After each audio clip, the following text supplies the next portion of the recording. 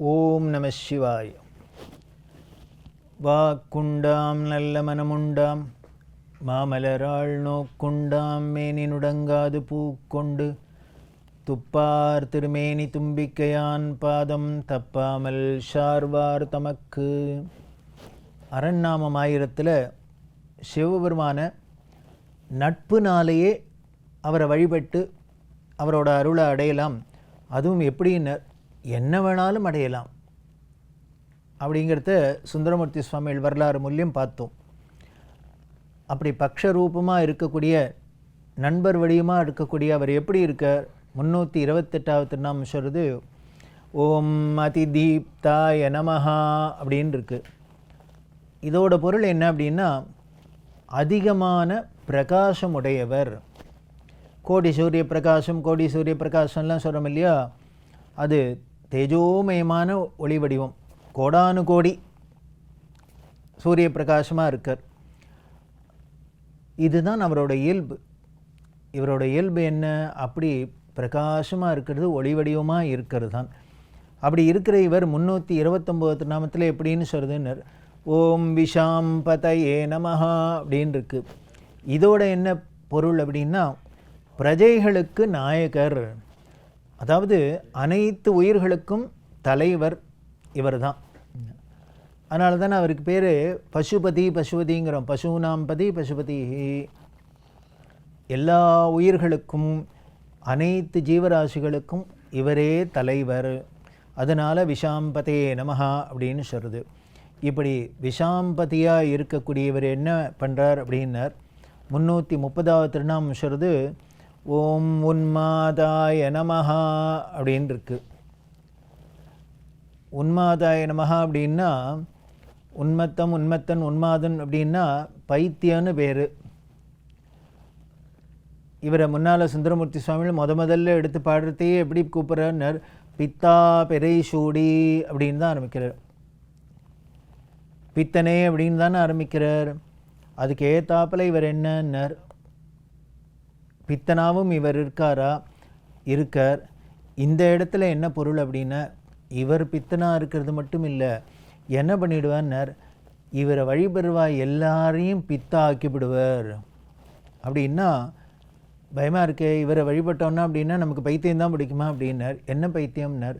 பக்தி பித்து. பக்தி பித்தை உண்டாக்குறவர் அப்படின்னு அர்த்தம். பைத்தியம் பிடிக்கிறதுனா உலக ரீதியான கச்சாம்சா நம்மளோட மனோவிகாரப்படுற பைத்தியம் இல்லை. அதாவது இவற்ற மனசு பேடுத்து அப்படின்னா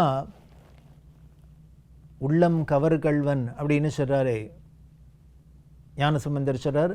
அந்த மனசை திருடுறது அப்படின்னா என்ன அப்படின்னா அவ்வளோதான், அவர்கிட்ட போயிடுத்து அதுக்கப்புறம் அதுலேருந்து மீண்டே வர முடியாது. அப்படிங்கிறப்பல அந்த பக்தி வந்துடுத்து அப்படின்னா அந்த பக்தியில் நாம் என்ன செய்கிறோம், இது சரியா தப்பா, அங்கே லாஜிக்கெலாம் பேசி பிரயோஜனம் இல்லை. அது எல்லாத்துக்கும் அப்பாற்பட்டு தான். காதலாகி கசிந்து கண்ணீர் மல்கி ஓதுவார்தமை நன்னெறி குய்ப்பது வேதம் 4லும் மெய்ப்பொருளாவது நாதன் நாமும் நமசிவாய் தேவாரத்தில் சொல்கிறாரே. அப்படி இந்த காதலாகி கசிந்து கண்ணீர் மல்கி பக்தி வந்துடுத்து அப்படின்னா அவ்வளோதான். ஒருத்தர் நமக்கே பார்த்துப்போம், ஒரு நட்பராக இருக்குது, இல்லை ஒரு நம்ம ஒருத்தருக்கு ரொம்ப பிரியம் வைக்கிறோம், அவர்கள் மேலே ஒரு அளவில்லாத காதல் ஏற்பட்டுருது அப்படின்னா அப்போ நம்ம என்ன பண்ணுறோன்னு எப்படி நடந்துக்கிறோம், எது சரியா தப்பா, இது உலக இயற்கைக்கு மாறானதா, இதெல்லாம் பற்றி நம்ம கவலையே படுறதில்லை. அப்பேற்பட்ட ஒரு பக்தி பித்த உண்டாக்கக்கூடியவர் கொடுக்கக்கூடியவர் அப்படின்னா அப்பேற்பட்ட ஒரு பொருளாக இவர் இருக்கிறதுனால இவர்கிட்ட மனசை பறி கொடுத்துட்டா அது அவ்வளோதான், பித்தாயிடுது. இது எந்த அளவுக்கு போகும் இந்த பித்து அப்படின்னா ரொம்ப ஆச்சரியமாக இருக்குது. 63 நாயன்மார்களில் ஒருத்தர் ஏற்பகை நாயனார் அப்படின்னு. இவர் பெயரை கேட்டாலே இயற்கைக்கு விரோதமாக நடந்துக்கிட்டு இருக்கிறவர் அப்படின்னு தெரியறது. காவிரி பூம்பட்டினம் அப்படின்னு சொல்கிறோமே, காவிரி கடலோட கலக்கிற இடம். அந்த காவிரி பூம்பட்டினத்தில் பல்லவனீஸ்வரம் அப்படின்னு பேர். அங்கே பல்லவனேஸ்வரர் அப்படின்னு சுவாமி இருக்கார். அந்த பல்லவனீச்சரத்தில் வணிகர் குலத்தில் பிறந்த சிவனடியார் தான் இவர். அதே ஊரில் தான் அதே வணிக குலத்தில் தான் பட்டினத்தாரும் பிறந்தார். இதுலேயும் தெரியுது அந்த ஊர் முழுக்களும் வியாபாரிகள்லாம் இருந்திருக்கா, பிஸ்னஸ் பீப்புள் கம்யூனிட்டி இருந்திருக்குன்னு தெரியுது. அப்படி இருக்கிற இவர் எப்படி பக்தி பண்ணார் அப்படின்னா, சிவபெருமான்கிட்ட அப்படி ஒரு பக்தி, இது எல்லாத்துக்கும் மேலே சிவன் அடியார்கிட்ட அதை விட பக்தி. இவர் நல்ல வணிகர் குலத்தில் இருந்ததுனால நல்ல பொருள் வசதியெல்லாம் இருந்தது. அந்த வசதியில் எந்தெந்த அடியார்களை பார்த்தாலும், தங்கள் ஊருக்கு வந்தாலும், இந்த பல்லவனீச்சர் இறைவனை தரிசனம் பண்ண வந்தாலும் அவளுக்கு என்ன தேவையோ அதை உடனே கொடுக்கறது, பூர்த்தி பண்ணி வைக்கிறது, அவர்களுக்கு சந்தோஷத்தை உண்டு பண்ணுறது, அவர்களை தேவையை பூர்த்தி பண்ணி இப்படி ஒரு விரதமாக வச்சிருந்தார். அடியார்களுக்கு தொண்டு பண்ணுறது அப்படின்னு சுந்தரமூர்த்தி சுவாமிகள் சகமார்க்கத்தில் வச்சிருந்தார். அப்படின்னா இவர் தொண்டு மார்க்கத்தை வச்சிருந்தார். இப்படி எல்லாருக்கும் அந்த ஊரில் யார் சிவனடியார் வந்தாலும் அவர்களோட தேவைகள்லாம் பூர்த்தி பண்ணி அவர்களை சந்தோஷப்படுத்துறது, இப்படியே கைங்கரியம் சிவகைங்கரியம் பண்ணின்னு இருக்கிறது. இவரோட இந்த பெருமையை உலகத்துக்கு தெரிய வைக்கணும்னு சிவபெருமான், அந்த பல்லவனீச்சரத்து சிவபெருமான் விரும்பினர். அதுக்கு ஒரு லீலை பண்ணுறார். என்ன பண்ணார் அப்படின்னா, நல்ல பழுத்த சிவனடியார் வேடத்தில் ஒரு வேதியராக இந்த ஊருக்கு வந்தார். நல்ல பழுத்த பழமாக ஜம்முன்னு இருக்கார். உடம்பு முழுக்கலும் விபூதியும் ருத்ராட்சமும் பார்த்தாலே வணங்கணும் போல் இருக்குது. வந்தார். இந்த ஏற்பகைனார் வீட்டுக்கிட்ட வந்து அவர் வீட்டுக்கு வரார். இவர் இப்படி ஒரு சிவனடியார் வந்திருக்காரு அப்படின்னா, சிவபெருமானே அடியார் விஷயத்தில் வந்தால் எப்படி இருக்கும்? சாதாரண சிவனடியார் வந்தாலே நம்மளை தெரியாத, அப்படியே நம்மளை அறியாத போய் காலில் விழுந்து வணங்குறோம் பக்தர்களை பார்த்தா. பகவானே பக்தனாக வந்தான்னா எப்படி இருக்கும்? ரொம்ப சந்தோஷப்பட்டார். ஏற்பகைனாரும் அவர் மனைவியும் உடனே எல்லாருக்கும் பண்ணுறாப்புல வீட்டுக்கு கூப்பிட்டு உபச்சாரம்லாம் பண்ணினா.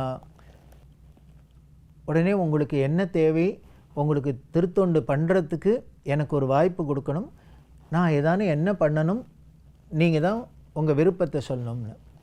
உடனே அவர் அடியாராக வந்திருக்க சிவபெருமான் சொன்னார், இவ்வாறு நீ இப்படி கேட்குற, ஆனால் நான் சொன்னேன்னா மறுக்காத அதை நிறைவேற்றி வைப்பையான்னு. இப்படி இவர் பொடி வச்சோடனே நாமளாக இருந்தால் என்ன பண்ணுவோம்? சரி, இது ஏதோ வம்பு பண்ண போகிறார் அப்படின்னு தானே தெரியணும், தெரிஞ்சுக்கணும். ஆனால் ஏற்பகையார் என்ன பண்ணான்னு, என்கிட்ட இருக்கிற எதுவாக இருந்தாலும் சரி, அதை நீங்கள் கேட்டால் நிச்சயம் நான் உங்களுக்கு உதவி பண்ணுவேன். இதுலேருந்து வார்த்தை இது வரைக்கும் தப்பினது கிடையாது, தப்ப மாட்டேன், அதுவும் சிவனடியார்கிட்ட தப்ப மாட்டேன். அதனால் நீங்கள் எனக்கு அருள் பண்ணணும், தயவு கூர்ந்து என்கிட்ட இருக்கிற பொருளாக கேட்டு எனக்கு அருள் செய்யணும் அப்படின்னு. உடனே அவர் என்ன பண்ணார், இல்லை உங்கள்கிட்ட இருக்கிறது தான் கேட்குறேன், ஆனால் நீ கொஞ்சம் ஷாக்காகாத இருக்கணும், உணர்ச்சி வசப்படாத இருக்கணும் அப்படின்னு. இப்படிலாம் பேடியை போட்டு சிவபெருமான் சார் கடைசியில் என்ன வேணும் அப்படின்கிட்ட, எனக்கு வேறு ஒன்றும் வேண்டாம், உன் மனைவி வேணும்னு. உன் மனைவி தான் எனக்கு விருப்பம், அவளை எனக்கு கொடுக்கணும்னு. நீங்கள் கொஞ்சம் நினச்சி பாருங்கோ, இப்படி யாரானும் வந்து நம்ம வீட்டில் கேட்டால் என்ன ஆகும்? ஆனால் ஏற்பகையாக என்ன பண்ணான்னு, உடனே அவர் காலில் விழுந்து வணங்கினார். அப்பாடா, நான் பயந்தே போனேன், நீங்கள் முன்னால் இவ்வளவு சொல்கிறதே என்கிட்ட இதானே இல்லாத பொருளை கேட்டு இது வரைக்கும் என்னோடய விரதத்தில் சிவனடியார்களுக்கு அவர்கள் விரும்பினதை கொடுத்து அவர்களை திருப்தியோடு தான் அனுப்பிச்சிருக்கேன். அப்படி இல்லாத, உங்களை திருப்திப்படுத்தி கொடுத்து அனுப்ப முடியாத என்கிட்ட இல்லாத பொருளை கேட்டுருவேளோன்னு பயந்துருந்தேன். நல்ல வேளை என்கிட்ட இருக்கிறது தான் கேட்டிருக்கேள், அதனால் இப்போவே கொடுத்தேன்னு. இப்போவே கொடுத்தேன்னு. இது எப்படி கொடுத்தாரு? ஏதோ கம்பல்ஷனுக்கு நமக்கு ஒரு விரதம் அப்படிங்கிறதுக்காக கொடுக்கலையா, அப்படியே மனசு ஒப்பி கொடுத்தாராம். சரியா, இவர் தான் என்னமோ இப்படி இப்பேற்பட்டவராக இருக்கார், கொடுக்குறார் அப்படின்னா வீட்டில் அவர் மனைவி ஒத்துக்கணுமே. அந்த அம்மாவனு சண்டைக்கு வர வேண்டாமோ? இந்த இன்னமும் வரவன் இப்படி கேட்டால் இது மாதிரி யாராலும் உலகத்தில் பண்ணியிருக்காளா இது வரைக்கும்?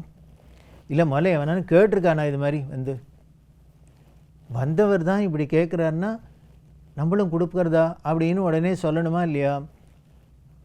அந்த அம்மாட்ட போனார், இது மாதிரி சிவனடியாக வந்து கேட்டிருக்கார், நம்ம இது வரைக்கும் எதையும் மறுத்ததில்லை, அதனால் உன்னை கேட்குறார், நீ அவருக்கு போய் தொண்டு செய்யணும், அவரோடு போகணும் அப்படின்னு. அந்த அம்மா என்ன சொன்னான்னு உடனே கணவரை வணங்கினான். வணங்கிட்டு, இன்னி வரைக்கும் நான் உங்களுக்கு தர்ம பத்னியாக தான், நீங்கள் செய்கிற சிவத்தொண்டுக்கு உடந்தையாக தான் இருந்திருக்கேன், என்னால் முடிஞ்ச உதவியை தான் பண்ணியிருக்கேன், அதனால் இதுதான் உங்களை ஆணை உங்கள் விருப்பம் அப்படின்னா இதை நிறைவேற்றுறது என்னோட கடமை, அதனால் இப்போவே நான் அவரோட போகிறேன்னு.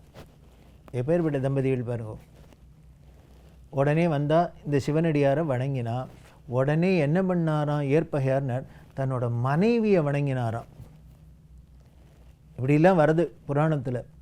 இது எதுக்கு இவர் கணவன் போய் மனைவியை வணங்கினான்னு அதுக்கு விளக்கம் சொல்றார்.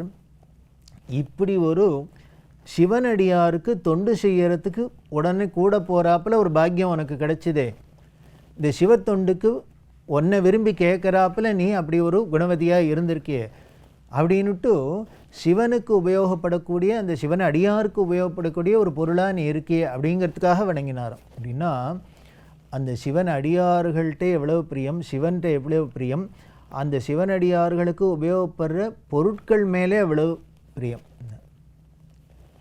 இதெல்லாம் நமக்கு ஒரு சின்ன விஷயம் மாதிரி இருக்கும். இதுக்குள்ளே மறைந்து இருக்கிற அந்த தத்துவங்களை நமக்கு படிப்பினையை தெரிஞ்சுக்கணும். நம்ம கோவிலுக்கு போகிறோம், இனிமேல் அர்ச்சனைக்கு சாமான்லாம் வாங்கிட்டு போகிறோம், இல்லை பெருசாக மாலை வாங்கிட்டு போகிறோம், இல்லை நாம் ஏதோ சாத்திரத்துக்கு வஸ்திரங்கள் வாங்கிட்டு போகிறோம், இதெல்லாம் வாங்கிட்டு போகிறோம் அப்படின்னா அதுகிட்ட எவ்வளோ மரியாதையோட பிரியத்தோடு நம்ம தூக்கின்னு போகணும்னு இதுலேயும் தெரியுது. ஏன்னர் சிவபெருமான் திருவடிக்குன்னா போகிறது, ஆண்டவனுக்கு காணிக்கையான்னா போகிறது அப்படின்னா அதுக்கு என்ன ஒரு குடிப்பனை இருக்கணும், எங்கேயோ கண்ட இடத்துக்கு போய் நிற்காத. அதனால இவர் வணங்கினாரா. உடனே இப்போவே நீங்கள் கிளம்பலாம், அழிச்சுன்னு போகலான்னு. உடனே வந்தவர் சும்மா இருப்பாரா, உடனே சொன்னார், நான் இப்படி போகிறேன் அழிச்சுன்னு உன் மனைவியை, ஆனால் உங்களோட உறவுக்காரா இந்த ஊர்க்காரெல்லாம் இதை பார்த்தாக்க நிச்சயம் பெரிய தகராறு நடக்கும், சண்டைக்கு வருவா. அதனால் அவள்கிட்டேருந்தெல்லாம் எங்களை காப்பாற்றி ஊர் எல்லை வரைக்கும் என்ன ஜாகிரதையாக கொண்டு விடணும்னு. இவர் பார்த்தார், இப்படி நீங்கள் கேட்க முடியுமா நான் வச்சுன்னு விட்டேனேன்னு அதுக்காக வருந்தினாராம். இதை நானே என்ன தெரிஞ்சுன்னு பண்ணியிருக்கணும், குறிப்பறிஞ்சுன்னா பண்ணியிருக்கணும், அது பண்ணாத போயிட்டேன். உடனே வாழை எடுத்தினர், கேடை தடுத்தினர், இதோ வரேன்னர். அவள் 2 பேரையும் முன்னால் விட்டார். இவர் பின்னாலே காவ காத்துன்னு போனால் ஊர் ஜனங்கள் உறவுகாரெல்லாம் வந்துட்டா. இந்த விஷயத்தை கேட்டு எல்லாரும் வந்து கத்துறா, இப்படி ஏதானும் பண்ணுவாளா, உலகம் சிரிக்காது நாளைக்கு இந்த கதையை கேட்டு. அதனால் முடியவே முடியாதுன்னு இந்த கழவராக வந்திருக்கிற இவர் மேலே எல்லாரும் அடிக்கிறதுக்கு உதைக்கிறதுக்கு வரா. இவர் உடனே பயந்தாப்பில் நடித்தாராம். உடனே இவர் ஏற்பகையார் மனைவி என்ன சொன்னார், கவலைப்படாதீங்க, ஏற்பகையருக்கு வெல்லும்னா. உடனே இவர் அத்தனை பேரையும் என்ன பண்ண, தன்னோட உறவினர்கள் அது இதுன்னு பார்க்கல, எல்லாரையும் வெட்டி சாச்சர். இவ 2 பேரையும் என்ன பண்ணார், ஊர் எல்லை வரைக்கும் காடு தாண்டி கொண்டு விட்டார். சாயாவனம் சாயாவனம் சாய்க்காடு அப்படின்னு அது வரைக்கும் கொண்டு விட்டார். இவர் உடனே சொன்ன, நீ வீட்டுக்கு போகலாம்னு. திரும்பி பார்க்காத போனாராம். இதெல்லாம் சேக்கிழாரோட வார்த்தை. நாமளாக இருந்தால் கொடுக்குறதாப்புல கொடுத்துட்டு அப்புறம் அந்த சபலம் இருந்துகிட்டே இருக்கும், திரும்பி திரும்பி பார்த்துன்னு போவோம். ஆனால் திரும்பி கூட பார்க்காத போனாராம். கொஞ்சம் அவர் அந்தன போனாரோ இல்லையோ ஓலம் ஓலம்னு கத்தின இருந்த கழவர். இவர் உடனே திரும்பி என்ன ஏதான ஆபத்து வந்துவிட்டான்னு ஓடி வந்து பார்த்தா இந்த கழவரை காணும், மனைவி மட்டும் நிற்கிறா. இவருக்கு ஆச்சரியமாக இருந்தது, என்ன ஆச்சுன்னு கேட்டார். ஆகாயத்தில் ரிஷபாரூடரா பார்வதி அம்மையோட சிவபெருமான் காட்சி கொடுக்குறார். இப்படி யாரானும் பக்தி பண்ணுவாப்பா, இது பைத்தியக்காரம் பண்ணுறாப்பலன்னு கூட சொல்ல முடியாது. இப்படி என் மேலே இருக்கிற காதல்னால அன்புனால இப்படி பண்ணினே அப்படின்ட்டு நீங்கள் 2 பேரும் உடனே என்னோட கைலாயத்துக்கு வரணும் அப்படின்னு அழிச்சுன்னு போனார் அப்படின்னு. இதான் இப்படி உலக வழக்குக்கு விரோதமாக நடக்கிற அளவுக்கு கூட பக்தி நமக்கு பித்து ஏறுறது அப்படின்னா எதனாலன்னு, இவர் உன்மாதாய நமஹா அப்படின்னு அந்த பக்தியை நமக்கு கொடுக்குறார். அப்படி ஒரு பக்தி நமக்கு வரட்டும் அவரிடம் அப்படின்னு வேண்டுவோம். இவரோட பெருமையை இன்னும் தொடர்ந்து பார்க்கலாம். ஓம் நம சிவாய.